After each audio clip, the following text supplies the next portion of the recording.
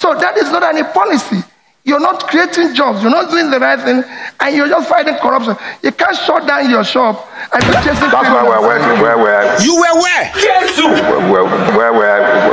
That's why we're here today. The cry for new Nigeria is becoming more thicker and thicker as the day continue to grow as we approach 2023 general election. That was what many Nigerian youths have it back then in 2022 to 2023 general election.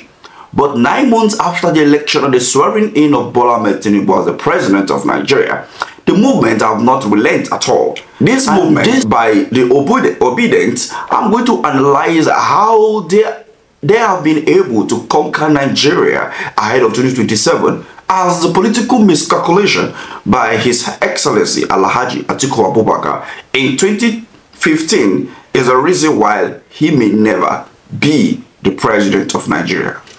In 2015, it was very obvious that the PDP-led government as of that time were going to lose power to the opposition, the All Progressive Congress. Prior to that time, in 2011, we saw what played out between Muhammadu Buhari and the then president, Goodluck Ebele Jonathan.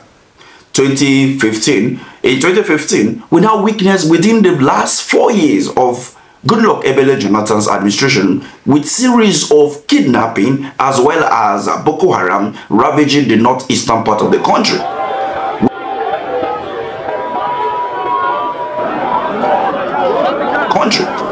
With this in mind and some little bit of economic breaches, Nigerians begin to complain that it is enough and we needed somebody who will save Nigeria as of that time. They all shouted for Say Baba.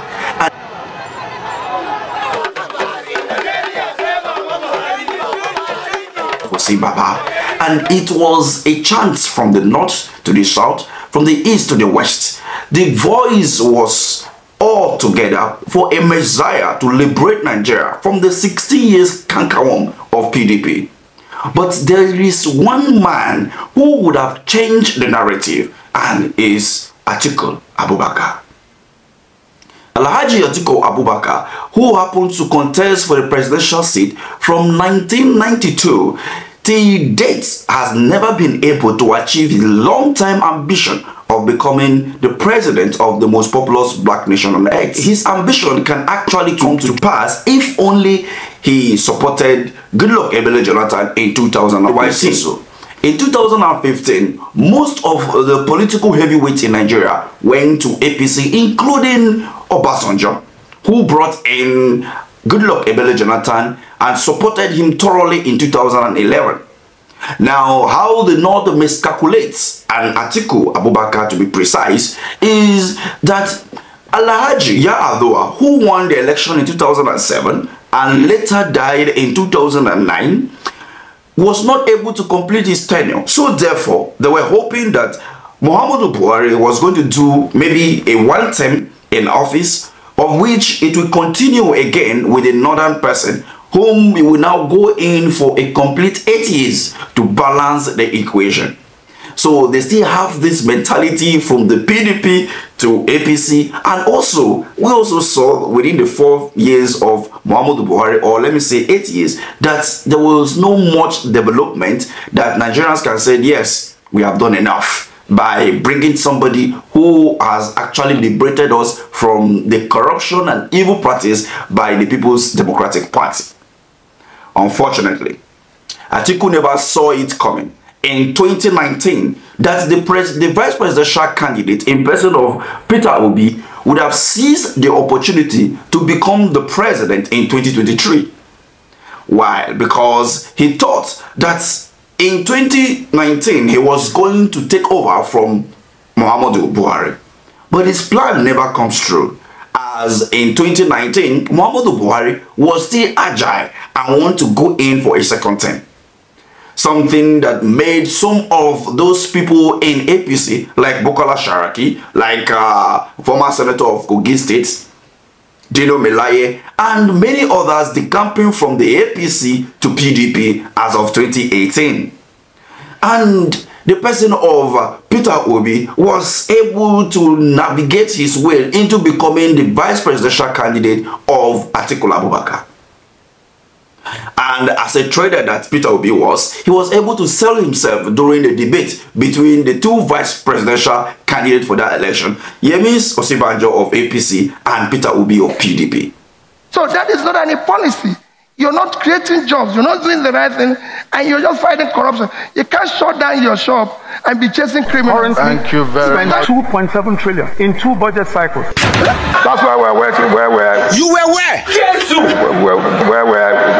That's why we're here today. So this was how Atikul Abubakar missed the opportunity of becoming the president of Nigeria in 2019. Had he stepped back to support Goodluck Ebele Jonathan in 2015, it would have been so obvious that in 2019, Goodluck Ebele Jonathan would have completed his 2 terms in office. And do not forget that there was a motion at the National Assembly that states that the president will only be able to do 1 term of 6 years, of which all the zones in Nigeria will be inclusive in the rotational form in order to have inclusiveness as we practice federalism or return to a true federal system of government. But because of the power-mongering behavior of some of the politicians in Nigeria, especially from those from the north, they never see that as an advantage to them because they believe that Yar'Adua's tenure has not been completed. So fast forward to 2023.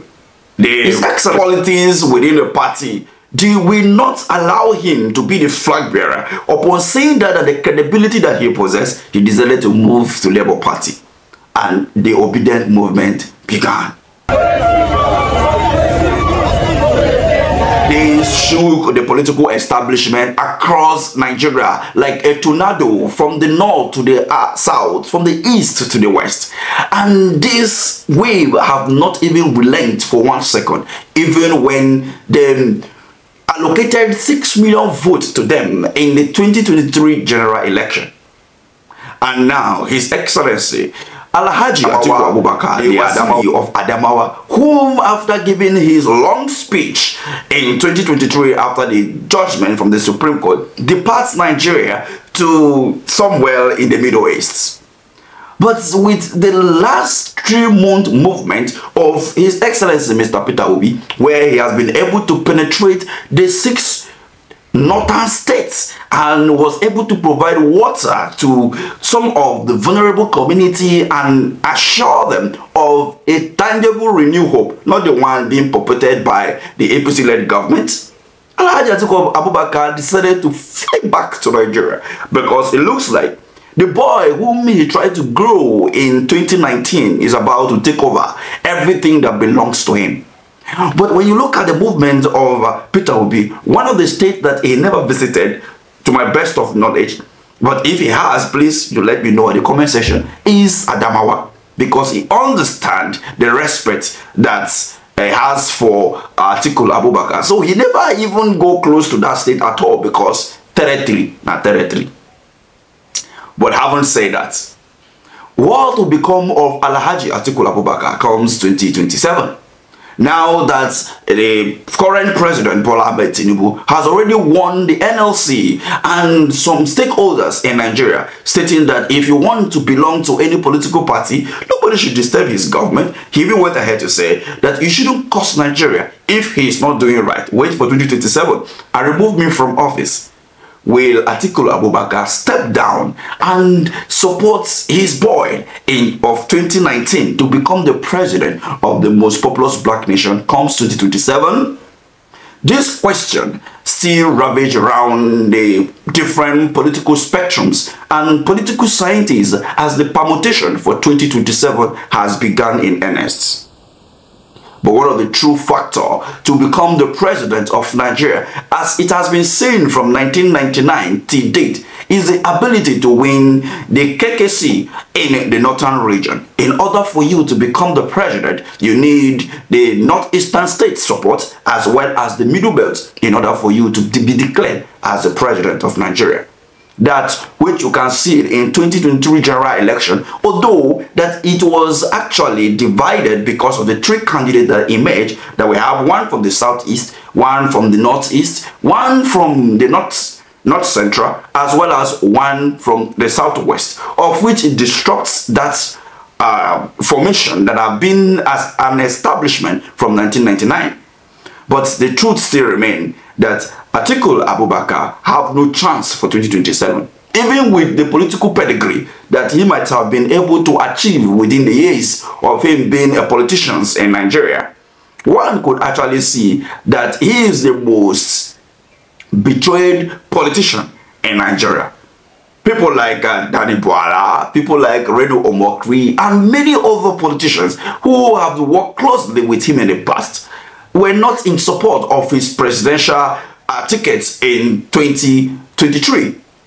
But in 2019, we saw some of these people rally around because they wanted to clinch back to power. So was it about grabbing the power, or is it about the people? That is the reason why His Excellency Atiku Abubakar will lose the 2027 election to either Peter Obi or even the incumbent, since we don't even have a good electoral processes, or let's say we don't really respect the rule of law in this country in order to make sure that we do things rightfully. So 2027 election is going to be between His Excellency Mr. Peter Obi and the establishment of rigging and disobedience to rule of law in 2027. Because I wouldn't bring APC into the equation. As it stands today, nobody will vote APC. With the current policies being placed, with the current establishment and the behavior of the current government, anyone who votes this political party is actually committing a suicide. So therefore, what do you make of this? Let's have a take in the comment section. Thank you for watching.